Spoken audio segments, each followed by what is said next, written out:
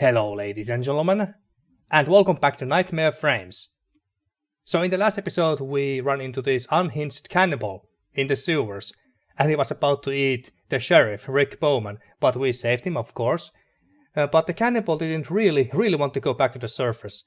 It's almost as if he thought that, I don't know, some sort of a nuclear holocaust had happened on the surface, and thus there's monsters there. But unfortunately for him, he won't have a choice in the matter because he'll be taken to the jail in, what was the neighborhood town called?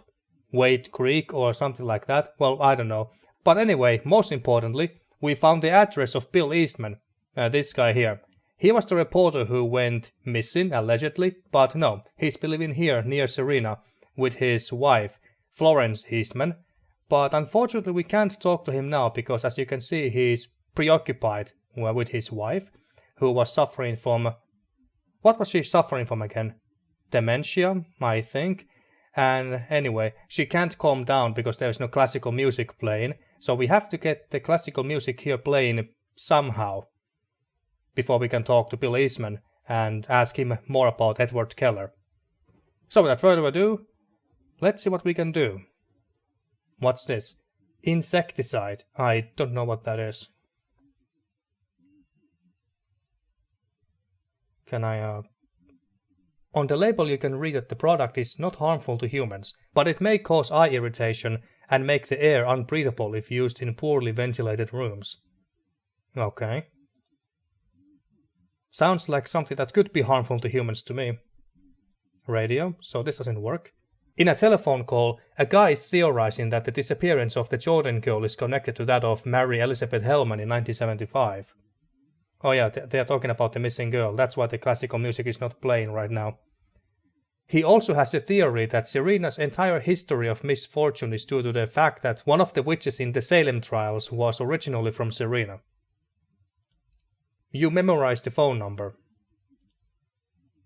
The host cuts her call off and says, "Just a reminder that you can call us at 555-3231 if you have any information about the disappearance of Sarah Jordan." Alright, so that's going to be important, the number. You notice in her voice that she is wishing the person on the air would just get his call over with. Okay. Some photos. It's too beautiful a souvenir to be taken away from its owners. I wasn't thinking about taking it away. Bill and Florence's photo was taken in the mid-70s. They were both in perfect health and ready to take on the world. Take on the world. May or may not be a Day of the Tentacle reference. Doubtful. Florence had her daughter Meredith attend her senior year of high school at Wade Creek, Sheridan. Oh, that was the name of the other town, Wade Creek. That decision meant that her daughter did not perish in the flames at Serena's Clark Morgan High School like all her former classmates. Well, thank God for her. Very lucky of her. Okay, what do we have here? Bill always had a preference for Frederick Forsyth's or John Lee Carey's political thrillers, while Florence devoured everything Stephen King put out. Well, at least I recognize one of the names. Stephen King. Who doesn't know that name? Records. Bill and Florence Eastman's record collection sums up what rock was all about in the 1970s. Well, at least you have some sort of a music player here. Unfortunately, there is no classical music to help Florence calm down. Why the hell you don't have any classical music here? For situations like this. What records do you have? It's the same thing. Can I take any of these records with me? You take a look at the Eastman's record collection. Mad Dogs and Englishmen by Joe Cocker. Okay. No one invited you in there. The door leads to the Eastman's bedroom. Oh, okay. Alright, so we need to find a classical music record, I believe. Or possibly make a phone call to the radio station. Well, let's leave for now. Okay, we couldn't do much there. Not yet anyway. So there's only one location where we haven't been yet, and it's the church.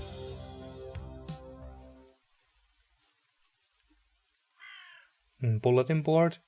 Most likely filled with more missing posters. Yup. Is the missing poster of Mary Elizabeth Hellman? Nothing else in there, I don't think. No. A window. For a small church lost in a town as remote as Serena, its beautiful stained glass windows could be the envy of the finest European cathedrals. Oh, really? Well, it looks pretty, I suppose. Can we see through it? The thick tinted glass prevents you from clearly seeing inside the church. Yeah, I thought so. Well, the doors of the church always remain open, even when Father Adamson is absent. Alright, well, let's go in then. There's Father Adamson, presumably. Welcome to the Temple of Jesus Christ. Chief Bowman's deputy, I see. Yes. And let me guess, you're not a believer either. Well, I only believe in Alfred Hitchcock and Martin Scorsese. I know those names alright. You try to emphasize the joke with a smile, but stop yourself knowing the humor is not your strong suit, as Father Adamson is finding out. You have come to tell me that Sarah Jordan has turned up safe and sound, right? No, no such luck. God help us. God help us all, even. Chief Bowman moved heaven and earth to find that poor soul. Will you pray with me? We could use some extra help from up there to find Sarah. Well, I don't see any harm in praying. Maybe another time. Don't worry, I'm used to praying alone. With your permission, I will continue to do so. Well, it is your church, you can pray all you want. A toolbox? Due to the lack of parishioners, Father Adamson has a lot of time on his hands. Lately he has been doing various maintenance jobs around the church. That's commendable. Like, for instance, pulling rusty nails from some of the floorboards. Is there anything that we can pick up? Inside the toolbox there is only an assortment of screws mixed with the sawdust. There is also a pair of pliers that you borrow with the intention of returning them later to Father Adamson. Okay, so we got some pliers. Okay, that looks very handy. And there's a Bible. You read a psalm from a random page. Without much to say, I say to the man, "Are you trying to tempt me? Because I come from the land of plenty." Okay. So now we got a Bible as well. Not sure what we're gonna do with that, but hey, we'll find out eventually. Confessional. Father Adamson still remembers who the last person to confess was. That was many years ago, before the entire population of Serena turned its back on religion. You are not willing to confess all your miseries to a stranger, even less so if he's going to give you homework afterwards. Fair enough. Picture of, is that Saint Mary and Jesus himself as a baby? It could be a visual representation of the passage, "Let the children come to me." Or not, you don't know much about the Bible. Well, that's Jesus, alright. You can find the same illustration in a smaller size at any souvenir store for a couple of dollars. Banner. The banner doesn't interest you enough to examine it further. Alright. Pastimol font. It's probably the purest, clearest water you have seen since you are in Serena. Well, at least we know that it's safe to drink. Hopefully. Where does this lead? The closer you get to the door, the more intense the smell of wax and dampness becomes, almost unbearable. Can we go in? I keep it locked. I keep valuables in there, and I want to keep them safe. Well, that's understandable, but can we talk to you some more? Father, I am glad to see someone walk through these doors after so many years. Although unfortunately not to pray. How may I help you? Okay, I've been told that you don't have many congregants, however you spell that. Congregants? No, and it's been many years now. Aren't they religious in Serena? They were. Oh, they still are, I hope, but they don't go to church anymore. Why is that? I think there was a misunderstanding. You are new around here, but have you heard about the Clark Morgan High School fire? Oh yes, we have. Yes, horrible. The worst tragedy we experienced in years. Serena has always been a very quiet town. It has never had any leisure activities except for basketball. People rooted for the high school team and the Friday games were always a big event. That night, most of the town was there. Teenagers, grandparents, parents with small children. They all perished in the flames. I held a funeral for all those poor souls, and my words did not sit well with the relatives. Why, what did you say?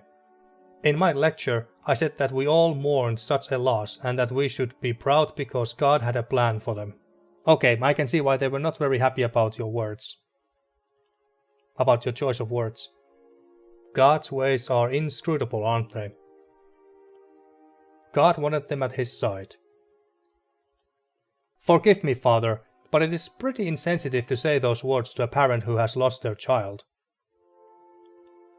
Perhaps pedagogy is not your forte. Bless your ignorance, Deputy. But that's how it happened. The people of Serena turned their backs on God. Or maybe they turned their backs on you more specifically. They refused to have anything to do with him, or me. Have you tried to bring them back? Yes, of course. But I have made it worse. I suppose you have noticed that the church lacks an altar. It's hard not to notice. My pleas for them to return to the church were answered with violence. They tried to burn down the church. Well, shit. Looks like they don't beat around the bush around here. A couple of times I have caught someone trying to burn or vandalize the altar. It's a piece of 17th century craftsmanship, brought back from one of my trips to Europe. That's a very big and no doubt expensive souvenir. I can't risk losing it, that's why I keep it locked in the basement. It's not a good place for it, but there is no longer any use for it up here. Unfortunately. Well, I would like to talk about Edward Keller. Do you know him? Edward Keller. A peculiar guy, if I'm being honest. His time in Serena caused some commotion. Why? Someone from Hollywood arriving here with the intention of shooting a movie will always arouse passions in a town as quiet as this one. People went crazy. Everyone wanted to appear in the film or help in some way. Yeah, I can imagine that. But the shoot never took place. Unless he was shooting another kind of film, Keller was rarely seen without his little 60mm camera. I have been told that you had some kind of relationship with him. Not at first. I tried to convince him to come to Mass. But he wasn't a religious man. Which I respect, and neither are you, but that doesn't stop us from having a nice chat. Keller was, so to speak, the complete opposite of you. From what I have heard, he didn't inspire much sympathy. A couple of months later he came to see me. He was dying. He wanted to be buried in Serena, and for me to take care of it. Keller died here, in Serena? Yes, his remains lie in a crypt inside the mausoleum at the Serena Cemetery. Alright, interesting. What did Keller die of? Cancer. That damned scourge. We talked about his burial for a week. The mausoleum has several empty crypts. He thought it was a perfect place for his body to rest eternally. He used to come see me daily with precise instructions, such as the orientation of the tomb, or to insist that no one should have a copy of the key to the crypt. Very strange and specific requirements. Do you have a key to the crypt? I only know that he had a copy of the key, but who knows where it is. What was the reason for all these instructions? He was a man of very few words and concise answers. One day I went to ask him why he wanted to be so meticulous about his eternal rest. I never knew. I found his body on the floor. Where did he live? He occupied the former home of the Marsh family. Marsh family, that's the same name as the head family of the people of Innsmouth. Basically the family who run the damn show there.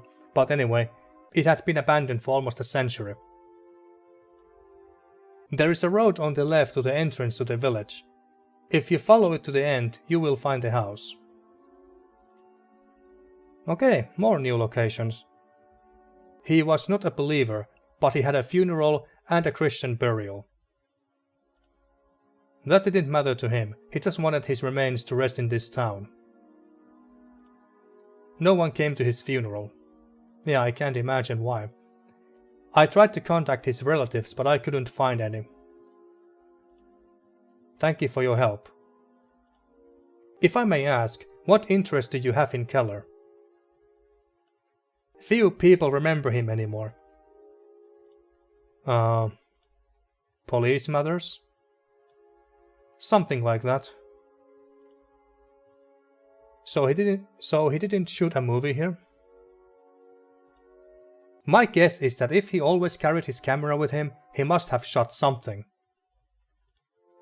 But he didn't have a film crew with him. People, you know. The only thing I saw him do was film people with his little camera, and they were happy to oblige. Did they act? No, they simply stared at the camera in silence. I have no idea what he wanted that footage for. Okay, thanks for your time, Father. You are welcome, Deputy. As much as I enjoy talking to God, every once in a while it is good for me to talk to someone else. Yeah, I don't doubt that. So there's nothing else that we can do or anywhere else to go or anything else that we can pick up? Doesn't look like it, no. So we are done here for now. Thanks, Father. So we got at least 2 new locations. Oh, I didn't take you for a religious man, Mr. Goldberg. You followed me all the way here. Fuck, I can't believe this. You followed me all the way here? I told you that Mr. Ross was not used to getting a no for an answer. Don't worry about me, I'm only here as an observer. Observer my ass. If I find Keller's film, you'll see to it that it doesn't make it to Helen's hands, won't you? Do not speculate. Mr. Ross only wants to look after his investment. Investment? Damn it, what investment? That film does not belong exclusively to you, Mr. Goldberg. What are you going to do when you get that film? I'm going to report you to the chief. Well, what are you going to do when you get that film? Let me guess. You are going to take it from me. And you will do it at gunpoint, won't you? This is not one of your movies, Mr. Goldberg. Mr. Ross might triple his offer when the time comes. That will be all. Bullshit. Believe whatever you want, Mr. Goldberg. I'm going to report you to the chief. I see you are dressed as a chief of police. Nice strategy. Everyone will be willing to offer their assistance to a law enforcement officer. Anyway, why would you report me? For harassment, damn it. You haven't stopped doing it since Los Angeles. I am just visiting this charming town. Yes, very charming indeed. I don't believe I am committing any crime. Don't get in my way. I can't help but notice a threatening tone in your words. You don't need to worry. I am here to help. You want to help, huh?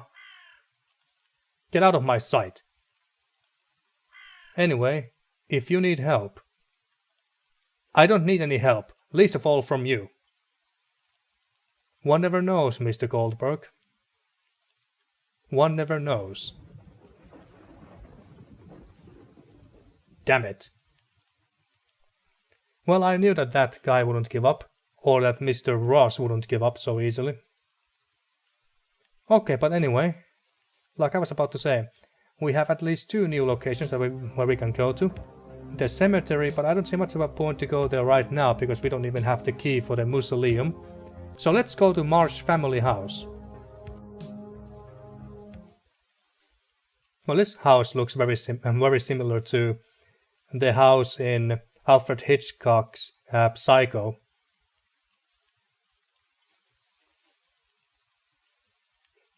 Okay, there's nothing else here really, just a wall and the house. No matter how low they are, it is easier for you to access the house to the entrance than to jump over them. The walls around the perimeter of the Marsh house are covered with dry vines, as if they were trying to bury all the evil hidden inside. Alright, well, let's go inside then. Oh my. Oh shit. So this is where Keller used to live? Has anyone ever even been here after Keller's death?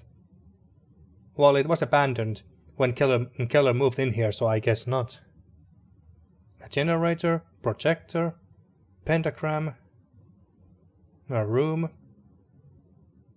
The ceiling collapsed on what appears to be the place Keller used as a dark room, judging by the chemicals and developing trays scattered on the floor. Can we go in there?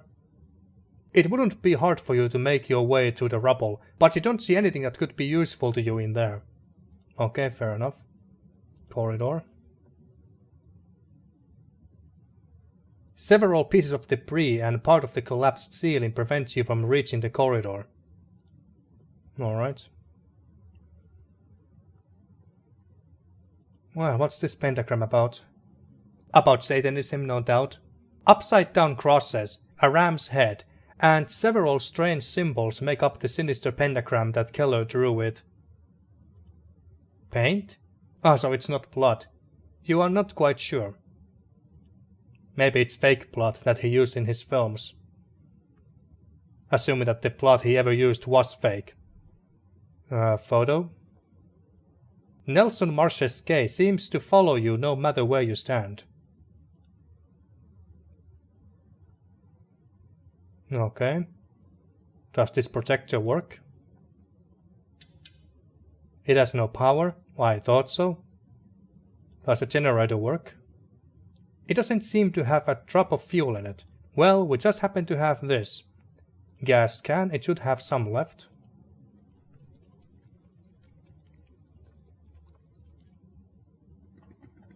There we go. By illuminating the wall, you realize that there was a small cabinet hidden by the darkness. Oh. Ah, there. Closed. You mean locked. You examine the small lock. It has the shape of a cross. Cross, you say? We don't have anything cross-related here, do we? Well, we have the Bible, but...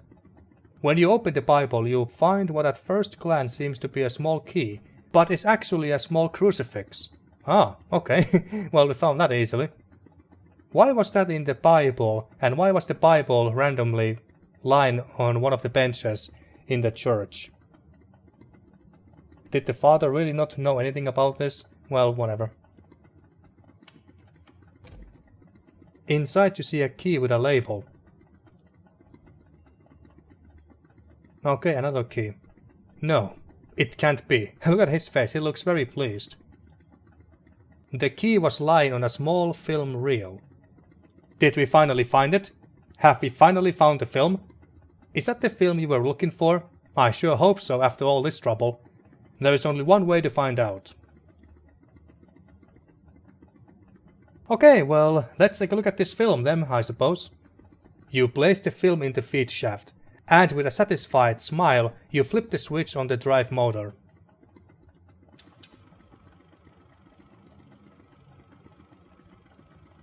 Is that Keller? The disease is spreading faster than I thought. Oh, he's talking about his cancer, no doubt. I barely have any strength left. I'm running out of time. Although coming to Serena to conclude the ritual was the best idea I ever had.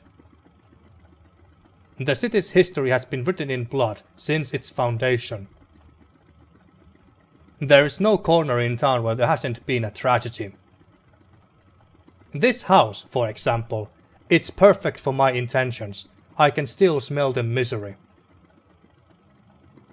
Nelson Mars got up early that day. He butchered his 3 daughters and his wife before the clock struck 8. Still soaked in their blood, he had breakfast like any other day, and no one in town ever knew what had happened. They only discovered the bodies after Marsh died. The people of Serena didn't give it any importance. There can be no other place in the world more suitable for my job. Everything is ready. I think I have spent enough time on the invocations. But I am concerned about the final offerings. I can't afford to go little by little. I need to do something big. More than what is strictly required. This will ensure that the pact is carried out with all the guarantees. I can't wait to feel their fears. To shape them, to become a god, a devil.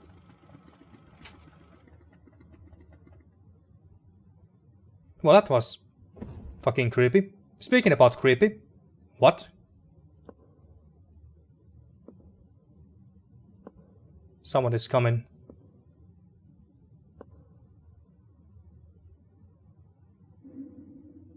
Oh shit.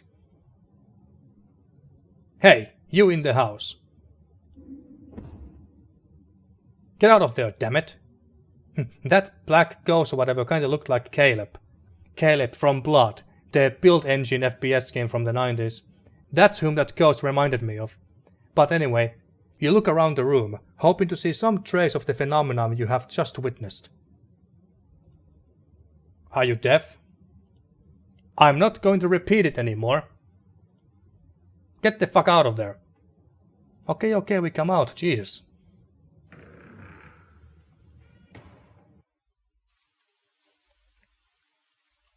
Where is he? Where is the guy? Hey, you. What the hell were you doing in there? Investigating. Investigating? Damn it, investigating what? That house is doomed. It always was. And even more so because of that film director. I don't need you to come and make everything worse. Take it easy, pal. And put that iron rod down. Easy. I live right next door with my family. I don't want old Marsh to come and kill my family like he did with his own because of you. Because of me? For God's sake, will you stop threatening me with that thing? We are a deputy, you know. Are you giving me orders? Well, I am a deputy. Fuck it. Ouch, Jesus! And spitting on us too. This goddamn hillbilly. That will teach you not to stick your nose where it doesn't belong. And don't come back here.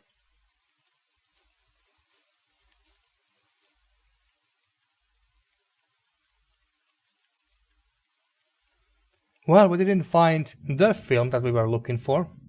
What now? Want to see what I shot, Alan? They are right. It's the scariest movie ever. Oh shit. Every film needs an audience. And this one even more so. It's all yours, Alan. Look for it, Alan. Alan. Oh my god, are you... My head. I feel as if some fucker hit you with this iron rod, right? Tell me who did this. A guy. He said he lived next door. O'Halloran. That damn hick. Do you want to report him, Alan? No, it's not necessary. Did I hear you say yes? Maybe this kind of thing is the norm in Los Angeles, but not here. At least not with me as chief of police. I'll go give that son of a bitch what he deserves right now. Let it be, Rick. What? Do you want an assault on a law enforcement officer to go unpunished? Yeah, that's a good point. I mean, we are a deputy after all. Because that's what you are, my friend. Take this.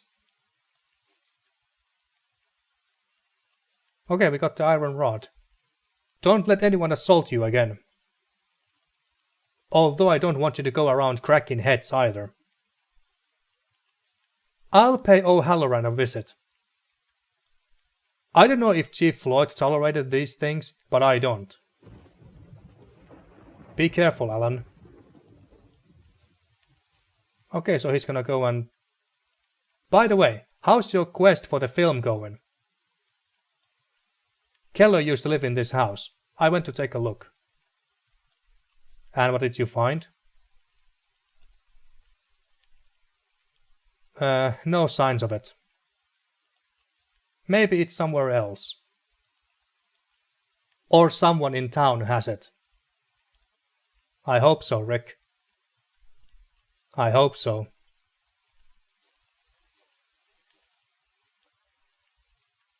Okay, so do we want to go back in there? You think it would be wise to search the house in case you missed something, but you're afraid to relive what you saw there. A fear that has nothing to do with old Marcy's apparition, but rather with the nagging feeling that you are probably losing your mind.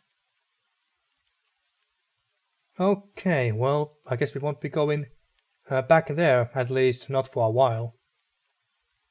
So, what do we have? So we have this key.